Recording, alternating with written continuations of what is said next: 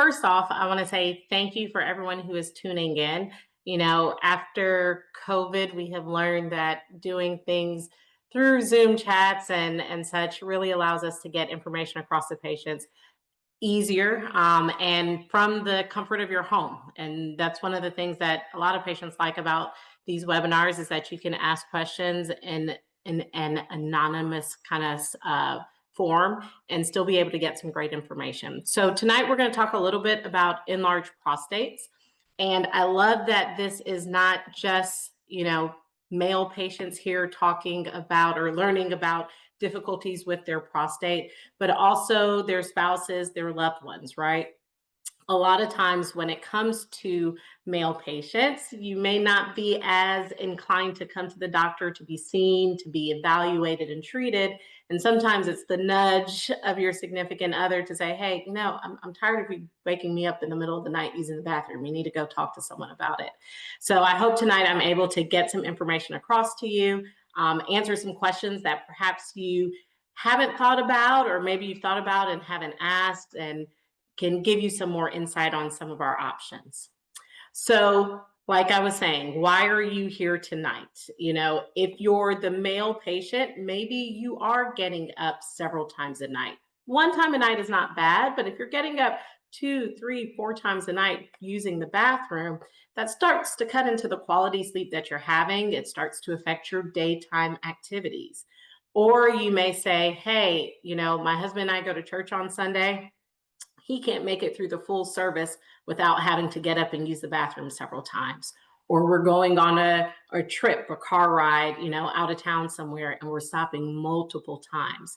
So if you find that frequent trips to the bathroom are really impacting your quality of life, that's why you're here. So we can talk about what we can do about it.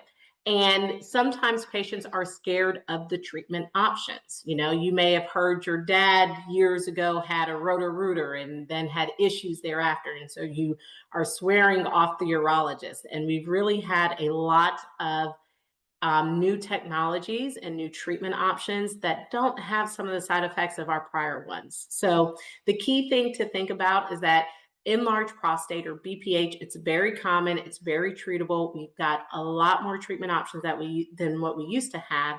And these treatment options, a lot of them have minimal side effects. So what exactly is the prostate? Half the time, none of my patients know. So the prostate's a small gland that sits at the base of the bladder. And its sole purpose in life is to secrete fluid to allow your sperm to swim. That is its only function.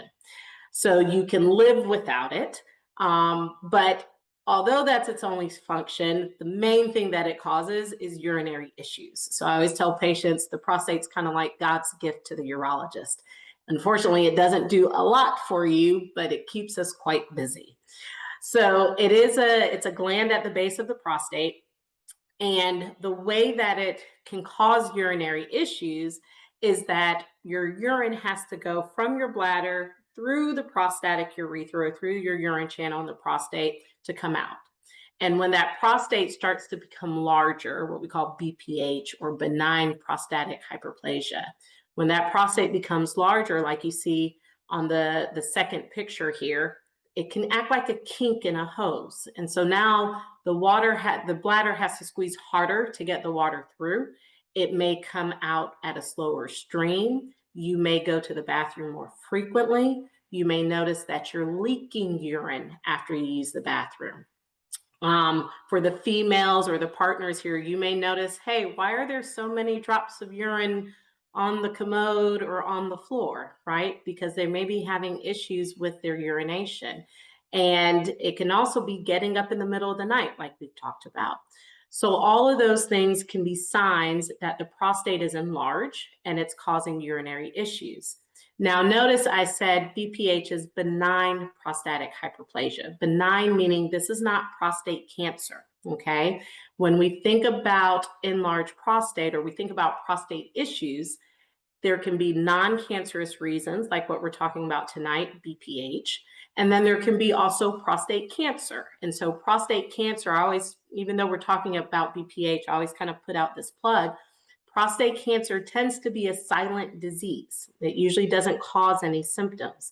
So unless we're screening for that with blood tests and rectal exams, we can miss it. So even if you're not having urinary issues, if you're above the age of 45, 50 years old, you should be being screened for prostate cancer every year. PSA, which is a blood test, rectal exam to feel the prostate. Okay, so that's my little plug for prostate cancer. But BPH is a non-cancerous issue. It's an enlargement of the prostate that's causing your bladder to work harder to use the bathroom. And when you think about how common it is, 50% of guys over the age of 50. And as you go up each decade, that number increases. So 60% of guys over the age of 60, 70% of guys over the age of 70. And by the time you're in your 80s, mid 80s, over 90% of patients have some issues from the prostate. So it's very common. And unfortunately, a lot of times gentlemen will just learn to live with it. And they say, oh, well, I've been getting up 4 times a night for the past 10 years. I'm used to it. That doesn't mean that it's normal. Yes, you're used to it, but you don't have to live that way, right? And a lot of times we'll have patients who maybe they're even younger, in their mid 40s or so, and they start to have urinary issues. So the big thing is, if you're having difficulties with your urination, make sure you're seen, make sure you're treated. So what are some causes of an enlarged prostate? Age is one. As you age, the prostate tends to grow. We know about the age of 35, 40, it starts to grow again and usually starts to cause issues around 45, 50. Genetics and family history do play a role, okay? And then lifestyle, certain things in your diet, in your exercise, may not cause the prostate to grow, but it may irritate the prostate or irritate the bladder and cause urinary issues, okay? So it's challenging because I always tell patients there's not anything diet or exercise you can do to change the size of your prostate, but there are things, diet and exercise, that you can do to minimize the amount of irritants to your prostate, and that sometimes can mitigate your symptoms. And then hormonal is a big one. A lot of patients are on testosterone replacement therapy, where your testosterone is low, you don't have that sex drive, you don't have that energy, you don't have good concentration. And so we'll place you on testosterone to help that. So for my female participants, think about going through menopause, right? Your estrogen drops, you're getting hot flashes, you're moody, perhaps you have mood swings. The same thing can happen to a male when their testosterone drops. And so sometimes we'll give them testosterone, but testosterone tends to be the food for the prostate. Prostate loves it. So when some patients are on testosterone replacement therapy, they'll notice that their urinary symptoms become more significant or more severe because the prostate may be getting larger by giving them testosterone. And so we have to treat that often. So symptoms, we've talked about this a lot. Not all enlarged prostates cause symptoms, but if it does cause symptoms, the ones that we typically see is difficulty starting your urination. Think about getting to the bathroom. I gotta go, I gotta go, I gotta go. And then you're standing there for about 30 seconds like, okay, when is it gonna start, right? Or straining. If you feel like you're having to bear down as if you're having a bowel movement, that is a symptom that something is blocking, and most likely it's the prostate. You may notice that the stream is weaker or intermittent. So instead of one continuous strong stream, it's little spurts, right? So if you're hearing your husband in the bathroom, you're like, is that the faucet or is that him? Is there a trickle in the faucet or is that him? Could be signs of an enlarged prostate.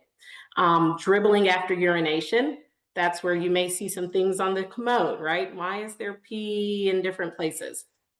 Not feeling like your bladder is completely empty, going to the bathroom sooner than 3 or 4 hours, that's frequent urination, getting up in the middle of the night to use the bathroom, and sometimes loss of control. So I gotta go, that's urgency. But then before you actually get to the commode, it's already starting to come out and you can't hold it. That's incontinence or leakage of urine. So those are all some of the symptoms of BPH. You don't have to have every single one. Typically, if you have 1 or 2, it falls into that category, but these are some common symptoms that we see. So BPH screening diagnosis, how do we do that? Screening, when you come into the office, we'll ask, okay, tell me about your medical history. Why is that important? If you've had different procedures that maybe affect the nerves to the pelvis, that could affect your prostate and your bladder. If you have diabetes and you're on certain medications that excrete sugar in your urine, that can affect your urination. It can make you go more frequently. Sometimes patients have high blood pressure or kidney issues and they're on diuretics, and that will make you go more frequently. So we want to know what's in your medical history. Physical examination is typically going to consist of like a rectal exam to feel the prostate. Part of that lets us know the size, but it also is our screening for prostate cancer. Remember, I said the blood work and a rectal exam. We'll use some symptom score sheets. So I tell my patients, every time you see me, we're giving you a sheet to fill out. Okay, how many times did you get up to go to the bathroom? Do you feel your stream is weak or strong? Are you leaking? Is there hesitancy? Is there intermittency? And we use those things for a little bit of a subjective measure to compare, okay, where were you before? Where are you today? Are you getting worse? Are you getting better? Sometimes we'll also perform urine studies to see, is there sugar in your urine that could be contributing to your symptoms? Is there blood in the urine that may make us want to make sure we're not missing other more serious issues? So these are some of the screening studies that we'll get.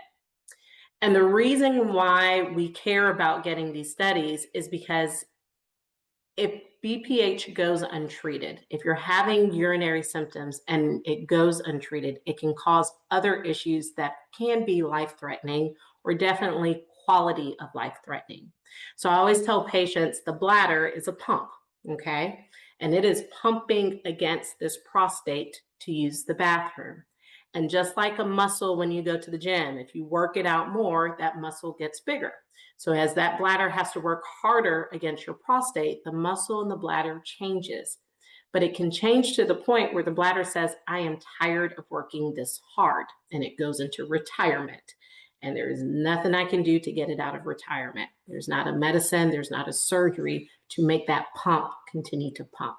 So when it quits, or when you have significant bladder damage from it working so hard for years trying to fight against your prostate, that's where you see patients who have to live with a Foley catheter or a tube that's draining their urine, right?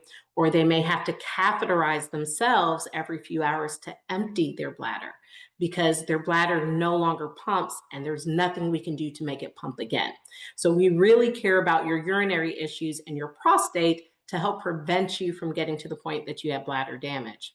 The other thing is, if you're not emptying your bladder completely, you can start to have infections, right? If there's just stasis of urine that's not flowing and being excreted, bacteria will grow in that. I always tell my patients, think about mosquitoes. You tend to find mosquitoes around lakes, not around rivers, right? If water is flowing, it's less likely for something to sit there and grow. But if it's just sitting there, you're more likely to get an infection. And if that urine backs up all the way to the kidneys, it can start to cause kidney damage and renal failure. It can also cause blood in the urine. So it's important that if you're having these symptoms, you want to be seen to be evaluated. Some additional testing that we'll get, PSA. Remember, we've talked about prostate cancer screening. If there's blood in the urine, sometimes we'll get a cytology that helps us to look at cancer cells to see, is there any possibility of cancer there? And sometimes we'll get other studies as well. Oftentimes we'll do what's called a PVR, or a post-void residual. And so what that is when you come into the office and you use the bathroom, our nurses sometimes will kind of put a little ultrasound probe on the belly as if you were pregnant and we're looking at the baby, right? But they're doing a measurement of how much urine are you leaving behind in your bladder. And that lets us know how well you're emptying your bladder. Doesn't mean you're doing it effectively, but how well are you emptying it? Did you completely empty and there's nothing left behind? Or did you feel like you're empty and there's 300 cc's and a lot of urine left behind? As we continue to do evaluations, there's a little bit more minimally invasive procedures that we do to really evaluate potentially what procedures might you benefit from. So we'll get urine flow studies where you come in with a full bladder and just urinate into a special commode. But that lets me know how much pressure is your bladder creating and how much resistance is your prostate creating. And lets me know, is this safe? Are we okay to continue to monitor you like this? Or do we need to switch gears and start medications or look at procedures? We'll also do a cystoscopy, where we use a small camera and look inside the urine channel to look at the prostate and the bladder. So for my females, sometimes we'll do cystoscopies on females, and I always tell you, okay, this is like a pelvic exam. You don't have to fast. You come into the office. It takes about 1 minute to 2 to do. Yes, you feel pressure, but it's not necessarily painful, and you drive yourself home. And so thinking that, that's exactly what we're doing for your husband or for your loved one. When we're evaluating him, we'll use the camera through the urethra to look at the prostate, get an idea of its shape, because it comes in different shapes and that affects our treatment options. But we'll also look at the bladder to figure out how healthy is this bladder.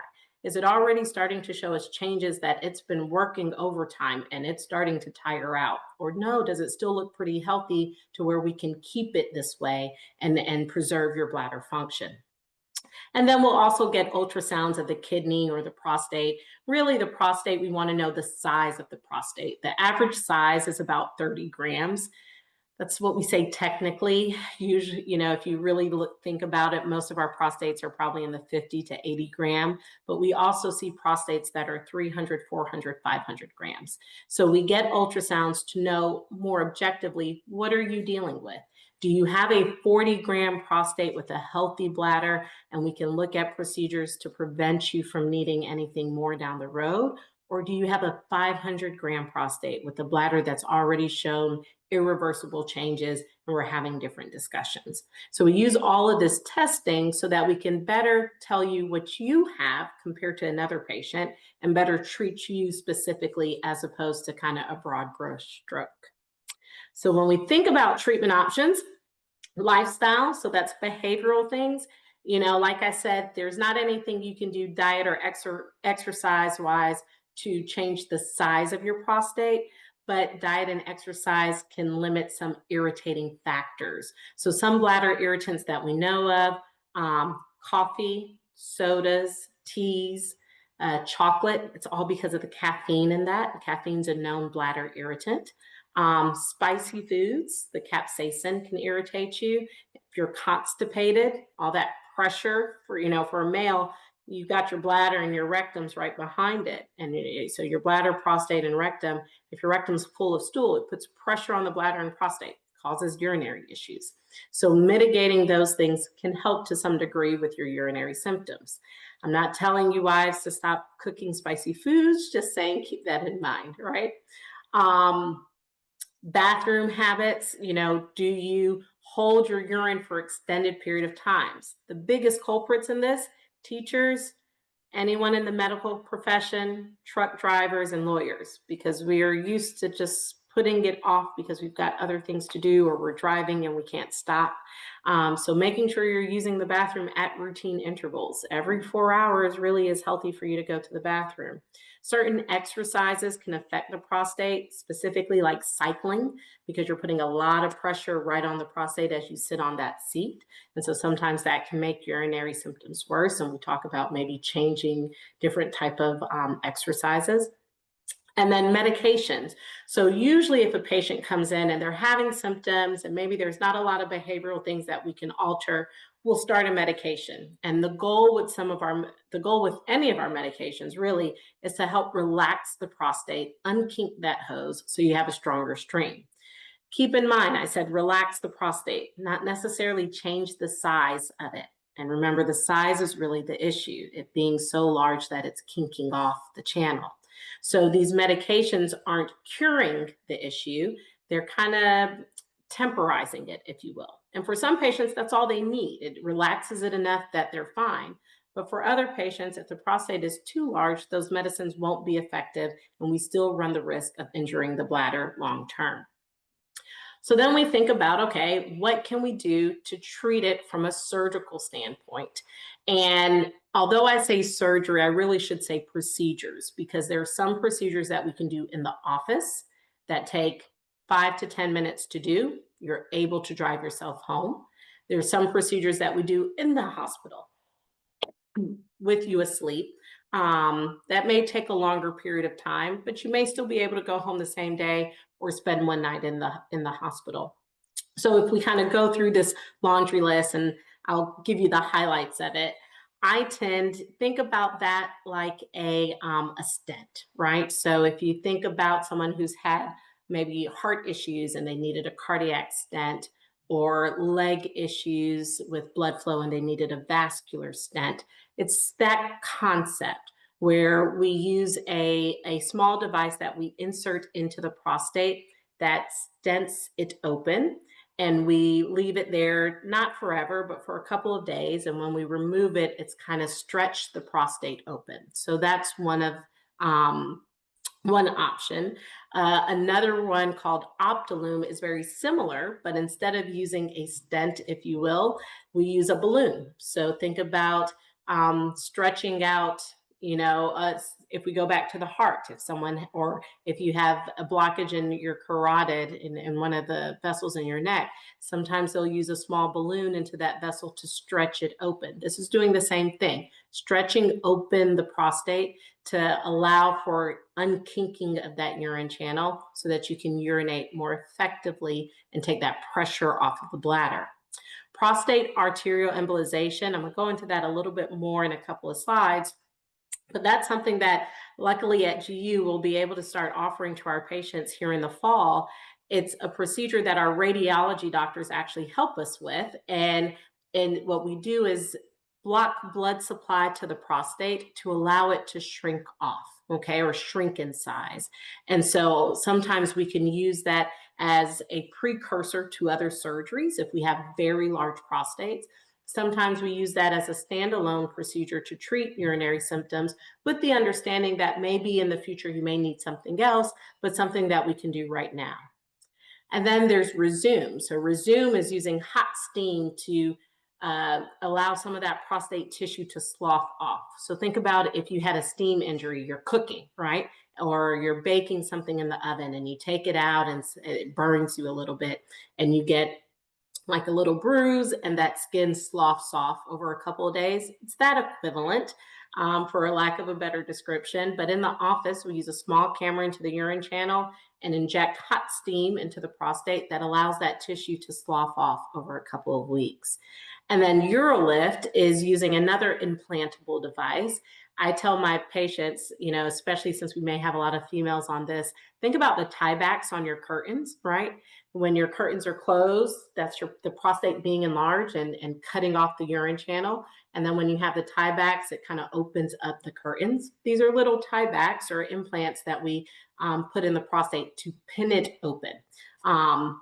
So all things that we can do in the office, drive home the same day, takes maybe 10 minutes to do. The patients that this would best be suited for tend to be patients with a smaller size gland, less than about 80 to 100 grams. Like I said, all of those that we just discussed, local or light sedation. That's why we can do it in the office. One of the questions that I get from a lot of patients is this going to affect my erections? Is this going to affect my ability to ejaculate? With all the ones that I just listed, it's not going to change anything there. And a lot of patients are scared to undergo treatment because they're scared it's going to affect my manhood. Am I going to be able to perform? We have a lot of options where it doesn't, okay? So still able to ejaculate, still able to get an erection. I said prostate size for those that we've discussed so far. Typically, it's a more small to moderate, not a very large prostate. And usually you're going to have a catheter from anywhere from 1 to 3 days. And it's very easy to use. We teach you how to take care of it for that short time. Now, when you have a much larger size prostate, there's some surgeries that we have to do in the operating room. And some of these are specifically for larger size prostates. Some of them we do with smaller size or moderate size prostates as well. Aquablation is one of our kind of latest treatment options. The nice thing about that is that it does not use any heat. Heat a lot of times can cause injuries to the nerves that surround the prostate and can cause issues with erections. But aquablation is a really great procedure where, think about power washing your car. We're kind of power washing the prostate to open it up, make a nice wide channel, where the retreatment rates with that is typically less than 10% at 5 years time. And it does not affect your ability to ejaculate. And we can do it for prostates up to 150 grams. So it gives us some room. GreenLight laser is another option where we use a laser to evaporate the prostate tissue. So still removing it to unkink the hose, but evaporating it instead of power washing it. A lot of times if we have patients who are on blood thinners that they may not be able to stop, or a very vascular prostate where there's a lot of large blood vessels, we'll use something like this. HoLEP, or holmium laser enucleation of the prostate, is another laser-based procedure that we do in the hospital. And that's using a laser to kind of core out your prostate into bigger chunks and remove it. So still giving you really long-lasting treatment options. And these are the three that I've listed so far. They're all done with the camera through the urine channel. So none of this is incisions on the body. Now, the next one is simple prostatectomy. That is a bigger surgery, and that's where we make several incisions on the abdomen to kind of go in and core out the prostate. So think of the prostate like an orange. You've got the rind and you got all the fruit in the middle, and the fruit in the middle is what's causing the issue. With a simple prostatectomy, we kind of make a cut in that rind and core out the fruit and then close back over the rind. So we're not removing the entire prostate, but we are removing the fruit that's causing the issue. And oftentimes this is for a larger size prostate, or it may be for a moderate or average size prostate, but other issues like large bladder stones or bladder diverticulum or outpouching that we have to address. And then the tried and true or old school way of treating the prostate is a TURP, what a lot of patients call a roto-rooter. But I tell you, think about an ice cream cone scoop. We kind of go in with the different instruments through the urethra and scoop out pieces of the prostate. So all that to say, we've got a lot of options, okay? Some in the office, some in the hospital, but options, and it's really coming in to be seen to know what we can do. So if we kind of summarize the last couple of ones that we talked about that are done in the hospital, these will typically all be done under a general anesthetic. So you're completely asleep before we do anything, okay? Because we're removing more prostate tissue with these surgeries, the risk of blood loss range is a little bit different compared to the first 4 or 5 that we talked about that really don't have any major risk for blood loss. So these procedures will usually consent you for blood in case of an emergency, or if we have patients who do not wish to receive blood, we kind of make note, and if you're higher risk, we may use other maneuvers to help just in case we need it. Prostate size really depends. You can go from a 30-gram prostate to a 500-gram prostate with some of these procedures. And with all of them, you will have a catheter, and the length just depends on the surgery you pick. So if we talk a little bit about aquablation, a reason why a lot of patients like this procedure, and it's been out, or at least it's been being used more frequently, I guess, in the last 5 years, is because it uses a robotic approach to treat the prostate. And so it allows us to be more precise in our treatment. We map your entire prostate, the length, the width, the height of it, and using a robot to figure out where the majority of that prostate tissue is, we're able to use a waterjet to remove that excess tissue and really create a nice wide opening. And because we're more precise with a robotic technique, it also allows us to preserve your ability to ejaculate. So oftentimes when a patient had a larger size prostate and wanted a surgery that may last longer, if we did it, it would cause them to have what we call a dry ejaculate, where they would have sex, they would orgasm, but not see any fluid. With aquablation, we are now able to allow men who have prostates up to 150 grams a surgery where we're removing a great deal of tissue, but preserving their ability to ejaculate, not affecting their continence level, not affecting their erections. And because of that, this has really taken off lately in maybe the past 2 or 3 years. And then prostatic artery embolization. I said I was going to talk a little bit more about this. So, starting this fall, Georgia Urology will be offering our patients interventional radiology treatment options. And so, what that means is not only with prostate things, but say you're a patient who has to have a kidney biopsy or a nephrostomy tube or other things that typically our radiology doctors might do. Instead of having you go to a hospital and wait in line in their queue, we're going to be able to offer those things to our patients through Georgia Urology. And so one of the things that we'll be offering is prostatic artery embolization. If you look at the diagram, like I said, you have your prostate on top. You have your bladder on top and that prostate sitting right at the base of the bladder. And during arterial embolization, what our radiology colleagues do is use different instruments to block blood flow to the prostate. So you can see there's this little wire coming down and a type of hemostatic agent going in to block blood flow.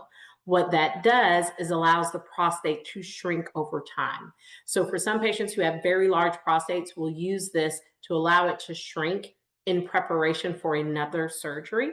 For some patients who have more moderately sized prostate, we'll use this to allow it to shrink and treat some of his urinary symptoms for perhaps the next 5, 6, 7 years. And if symptoms then return, we can always do a surgery, but this will give our patients more options. And that's one thing at Georgia Urology that we're big on is bringing the latest technology to our patients so that they have more options to choose from. So this will be available starting this fall. So things to think about when you see your urologist and you're talking about, okay, I'm having urinary issues, some questions to ask when they start to talk about surgical options. Okay, how is this going to affect my ability to ejaculate? Right? How is it going to affect my erections and my urinary leakage? And that may not be as important for, let's say, an 85-year-old male who says, me and my wife, we love each other, but we're not intimate in that way anymore. But it could be very important for a 40-year-old male who is thinking about growing his family. And if you're not ejaculating, that's going to be challenging, right? So you want to ask these questions. You want to know, how long is the catheter going to be? Is it a day? Is it a week? So that way you can also plan accordingly for your post-operative care. You want to know about anesthesia. Will I be completely asleep? In our offices now, some of our offices have anesthesia, so we can get you completely asleep and do the procedure in our surgery centers. Some of our surgery centers, or all of our surgery centers, allow for nitrous oxide or laughing gas. And so we can get you relaxed for the 5-minute procedure. So you want to ask about anesthesia. Durability of results. What are the retreatment rates? In 5 years, how many patients need another surgery? 20%? Less than 5%, 50%? These are questions you want to know. And then recovery expectations. And I think this is a big one. You want to know, what is normal? Is it normal for me to see blood in my urine for 2 to 3 weeks afterwards? Is it normal for me to have burning for a week or two? Can I play golf? Can I go exercise? What are the expectations there? So all good questions to ask. I always encourage my male patients, bring your partner along, bring your wives along, bring your loved ones along. And for my females listening, come to the appointments. I'm always happy. You hear things differently than he does. You'll take away things differently than he will. And you may be listening a bit closer than he does as well. So if, week 1, he's like, oh, I'm still seeing blood in the urine, what's going on? You may be the one to say, well, Dr. B said it can be 2 to 3 weeks. So drink a lot of water and take it easy. But definitely come in and ask questions. So I hope tonight was informative. I hope you got a lot of information. As CJ talked about before, there's a QR code here. You can scan it. You can schedule an appointment. We have special appointments just for patients who participate. So when you fill in why you're coming in, put webinar as your reason for visit. But more than anything, you want to see your urologist once a year. Prostate cancer screening, encourage your husband and loved one to go. Prostate cancer can be treated if caught early and can be curable. So encourage him to go. I know he doesn't like the rectal exam. I don't care to do a rectal exam, but I care to keep you safe.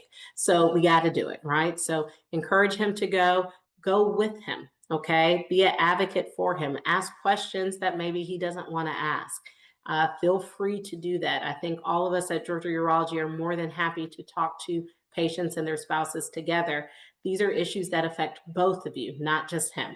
So I hope this was informative. I am going to start asking questions now, or answering questions now. So I'll just scroll through. One question says,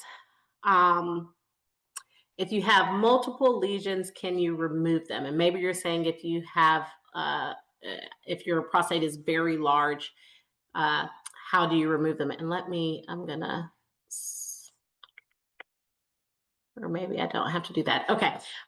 If you have multiple lesions, how do you remove them? I just want to make sure I'm doing this correctly. So give me 1 second. CJ, if you're on and I need to pause anything, please just let me know. Maybe I don't. No, you're good. You're good. Okay, good. I just want to make sure nothing's showing. So we don't remove lesions when you have enlarged prostate. It's really treating the entire prostate. So we treat the areas that are more enlarged that are causing blockage. Another patient says, I'm 67. I've had prostate cancer treatment with radiation. My PSA values are appropriate. Over the past couple of months, I've been having urgency and incontinence. Should I get a DRE even though my PSA levels are good? None of my current doctors have brought up something like this to me. So very good question. So if you've had prostate cancer and you've had treatment with radiation, so your prostate is still there, typically, we are checking you with your PSA moving forward. And if the PSA starts to increase, then we may bring back in the rectal exams. But if you're having urinary issues that are new, then we will bring it back in to know the size of your prostate and gauge it. Sometimes we may not do it and we'll use the ultrasound from when you had your prostate biopsy, or if you've had imaging, and use that to gauge the size because it's a bit more precise. But definitely something you want to talk about with your urologist. It could be your prostate. It could also be radiation. Sometimes radiation affects the bladder and can cause urgency and frequency and incontinence. So definitely talk with your urologist to know what your evaluation needs to be. We have a lot of patients who've had prostate cancer treatment, have urinary issues, and we can address them and improve them. Does an enlarged prostate cause PSA levels to be high? Yes, it absolutely can. So normal PSA, broad stroke, is 4 or less, okay?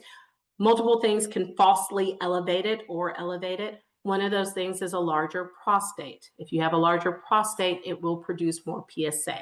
So we do keep that in mind, but we still want to make sure it's not anything cancerous. So although we may say, okay, you've got a larger prostate, if your PSA is still elevated above 4, we may recommend adjuvant studies or biopsies to make sure we're not missing anything. I took a Benadryl and woke up at night unable to urinate. Are there any other over-the-counter drugs I should avoid? So it's challenging because some patients can take Benadryl every night and have no issues, and then others will take one and have issues. The over-the-counter medicines that we see that tend to cause issues can be Benadryl. It can also be, think antihistamine. So think if you have sinuses and you're using like Sudafed, those can sometimes cause issues. Any of the medicines that you would take for like sinus-like issues over the counter can cause it, but it may not. So I don't want to tell you not to take it, but those are the ones we know can increase your risk. What procedures do you recommend for 120-gram prostate? That's a little bit hard of a question to answer with just one bit of information. So every provider is different. For myself, whenever I have a patient who's having a prostate surgery, there's 3 bits of information I need to know. What is the size prostate? Because that limits certain ones. So for 120-gram prostate, we're probably talking a procedure in the operating room, realistically, okay? So one of the ones that's a bit more invasive. 2, I need to know the shape of your prostate. And that's where we use that camera, the cystoscopy, to look inside.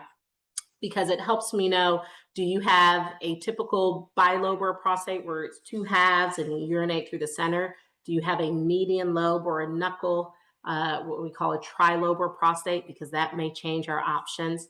And then 3, I want to know, what is your bladder function? How well is your bladder squeezing? And how fast is the urine coming out? And that's what we do with those uroflow studies, because I really need to know all 3 of those to best counsel you on which procedures are going to be the most effective for you. So for 120 gram prostate, I can tell you that, yeah, you're probably going to need a more invasive procedure. Invasive meaning in the hospital, not invasive meaning cuts on the body. But I can't tell you which one I'd recommend without all of the information. Someone's had a UroLift 7 years ago. Are all other treatment options available? Yes. If you've had a UroLift, it does not preclude you from other treatment options. We would reevaluate you and then determine what options you're a candidate for now. These presentations will be available online thereafter, the slides and the voiceover. Let's see what other questions we might have. I have stage 5 kidney disease and was told I had an enlarged prostate, so I don't know which one to look into more. I use the bathroom 5 to 6 times a night, so I never get any rest.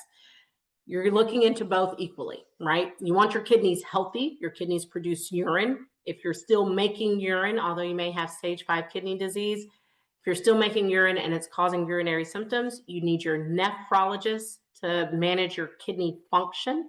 You need your urologist to help with your urinary symptoms. So I would tell you need to be evaluated by both. What's the difference between a simple prostatectomy and prostatectomy for prostate cancer?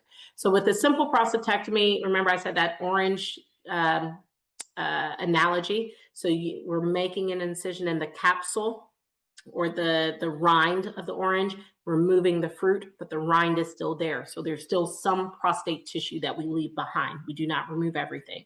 When you have prostate cancer and we're doing a prostatectomy, we remove the entire orange. So it's a completely different surgery, and thus the side effects and risk are different.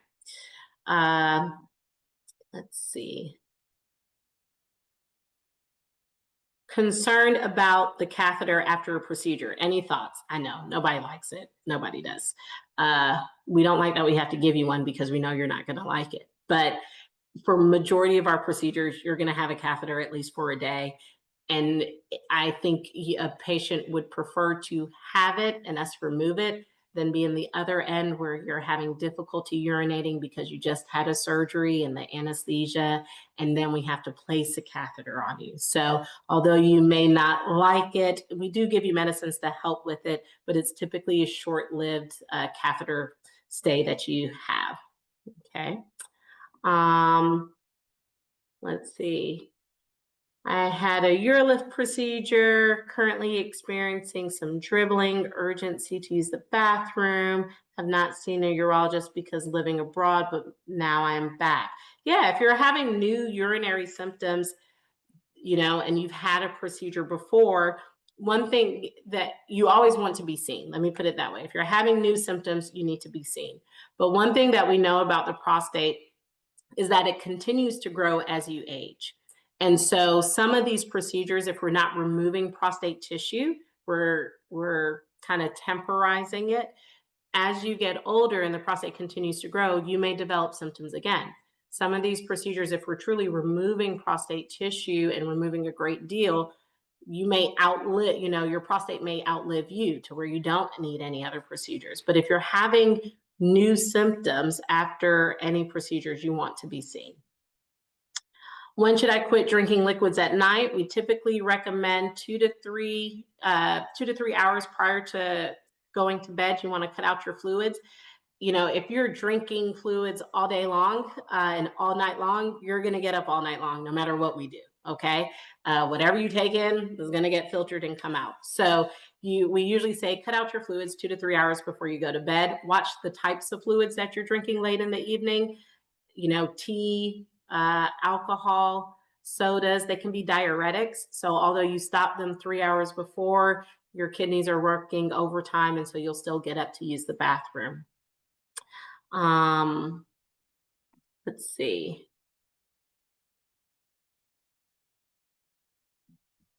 What office am I located at? I am at two different offices, Fayetteville office, down by Piedmont Fayette, close to Peachtree City, and our Riverdale office, also south of 20. Those are my only two offices, so I'm happy to see anyone there. And I think that goes through most of them. So I'd like to say thank you again for everyone tuning in. I hope this has been informative for all parties involved. If if your loved one or your husband did not tune in, take back some of this information to them. Sometimes we got to scare you guys, unfortunately. And I don't mean to scare you, but it is true. If you let these urinary symptoms go unchecked for an extended period of time, the bladder does wear out, and that's our biggest concern. We want the bladder to continue to pump so that you don't have to live with a catheter. So if you're noticing he's having symptoms, he doesn't want to go to the doctor, you make the appointment. Use the QR code and schedule it and bring him in. But if he's not being seen, he's not being treated, we cannot help. So thank you guys so much for tuning in. I hope this was informative. I know that there will be a link sent out to rewatch this if you need to. But thank you so much. I really appreciate it.